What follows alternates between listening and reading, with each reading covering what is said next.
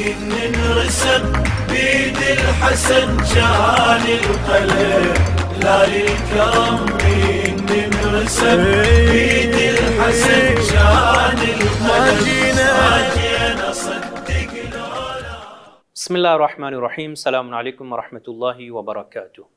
15th of Shahr Ramadan is one of the great days when our second Imam, Imam Al Hassan al was born. He was born in Medina in 3rd after Hijrah. He lived his lifespan was around 47 years. Out of 47 years, he did Imamat for 10 years. Just to imagine the 10 years of Imamat of Imam Hassan alayhi salam, which was from 41st till the 51st after Hijrah.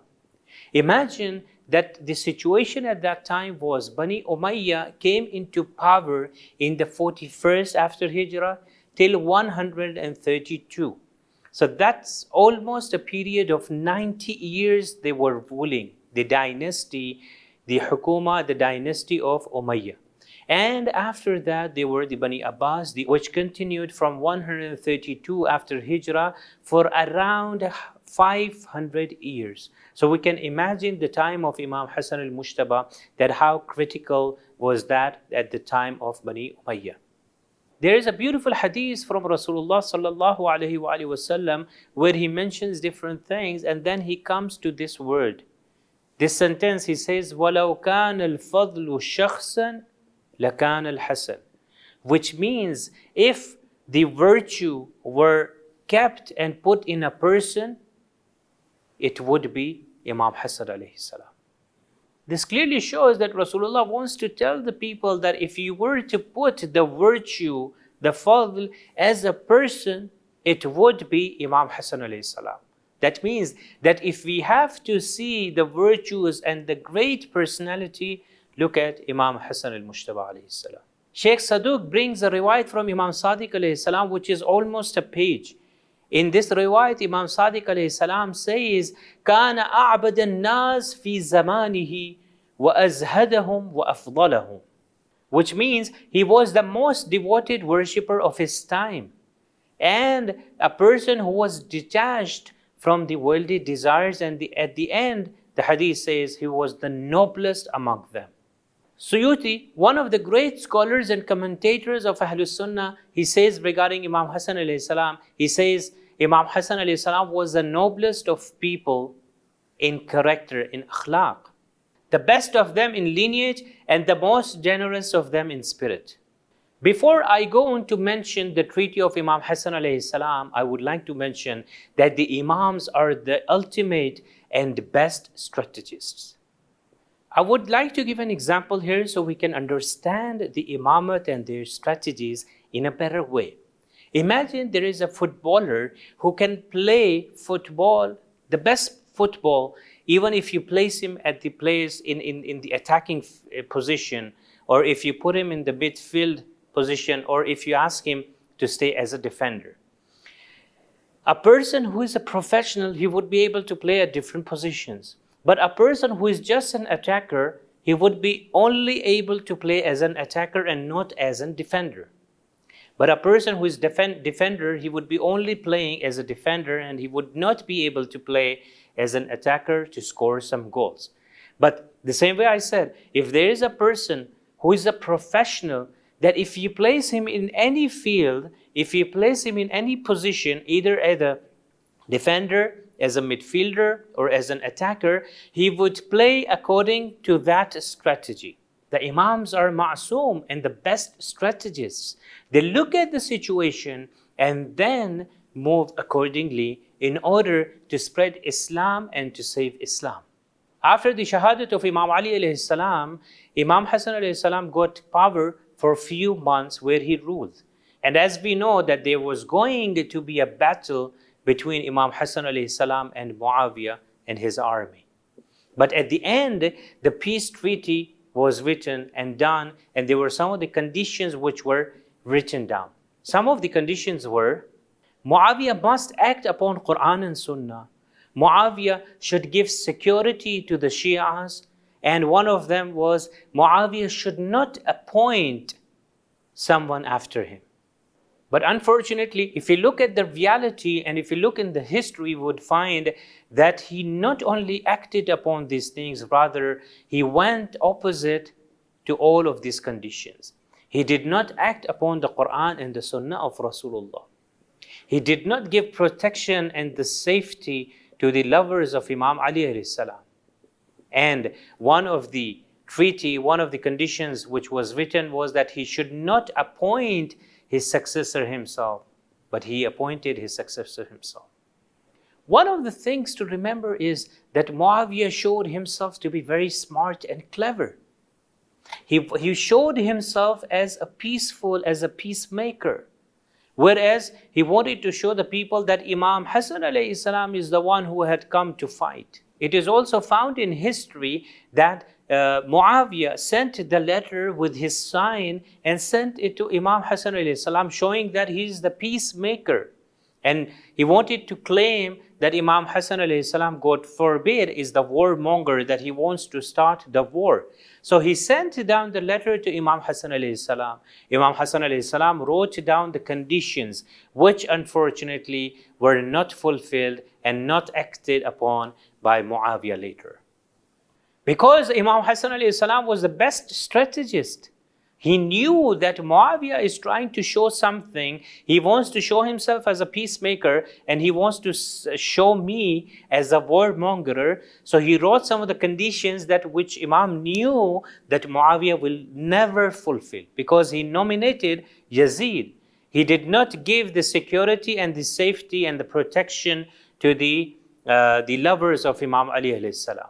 So Imam Hassan alayhi salam wrote those conditions that if the people in the history, when they would read, they would see the reality. Yes, it is the Muawiyah who is not a peacemaker. Rather, Muawiyah is the warmonger, and Imam Hassan alayhi salam is the peacemaker who wants the peace. After the treaty, Imam Hassan alayhi salam wrote a letter to Muawiyah. Imam said, if I had to start fighting with someone amongst the Muslims, I would start with you. But I have spared you because of the unity of the Ummah. Imam Hassan alayhi salam wanted to return to Medina. The people were so attached with Imam Hassan alayhi salam and his family that they cried, and then they said, Mawla, please don't go. Even Bibi Zainab salamullah alayha, she used to give the durus, she used to give the lecture and lessons of tafsir, that people were attached to these great personalities. People cried and they asked them to stay there because they had stayed almost 4 years in Kufa. But Imam Hassan alayhi salam had already intended, and Imam went saying that Imam would never be getting back to Kufa. I would like to mention some of the activities of Imam Hassan alayhi salam in Medina. The first one being nurturing and educating the individuals. Imam Hassan alayhi salam dedicated his time to educating and nurturing the students and the individuals. In fact, some of the key figures in Karbala were shaped by Imam Hassan alayhi salam in his 10 years of imamate. As it is mentioned that after Salatul Fajr, Imam Hassan al-Mujtaba alayhi salam used to sit and used to give the dars and lesson to the students. The second activity of Imam Hassan alayhi salam was to fight against the innovation, the bid'ah of Muawiyah. As we know, when Muawiyah got in power, he got power in Sham, he started to do the bid'ah, he started the innovations, he started to curse Imam Ali alayhi salam, who was the Amir al-Mu'mineen. He began introducing innovations that contradicted the tradition and the Sunnah of Rasulullah. Allama Majlisi narrates a thought-provoking report from Imam Baqir alayhi salam. A man says, I went to Imam al-Baqir alayhi salam and he narrated 100 of ahadith, and later he said, Wallahi kulluha kadhibun wazur. They even fabricated a hadith against Imam Hassan alayhi salam. Imam Hassan, who was the most pious person of that time.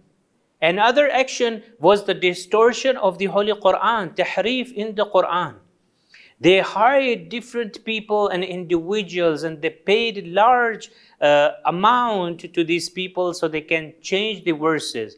Like Samura ibn Jundab, he was paid a large sum of amount to alter the tafsir interpretation and to show the verse which was revealed in praise of Imam Ali alayhi salam. He altered and changed and claimed that particular verse to be in praise of Ibn Muljim.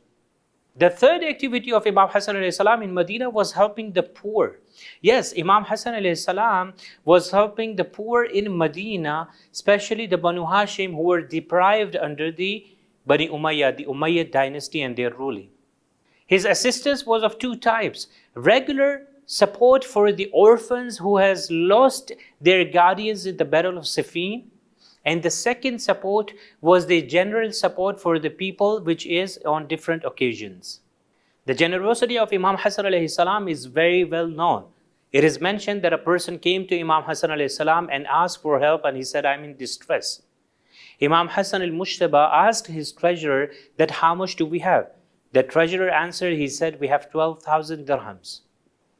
Imam said, "Give all of it to this poor man, for I feel ashamed in front of him." The treasurer hesitated and he said, "If I give all these 12,000 dirhams, then nothing would be left." Imam said, "Just give it to the needy person and have husnul dhan, have good opinion about Allah subhanahu wa ta'ala."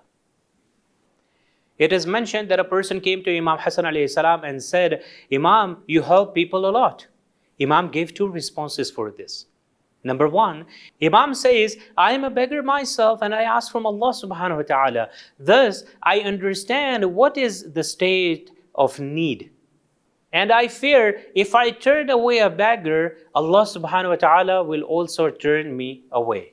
The second response Imam gave is, Imam said, "I have become accustomed to giving money. I fear that if I stop giving the money, then maybe this blessing will be taken away from me."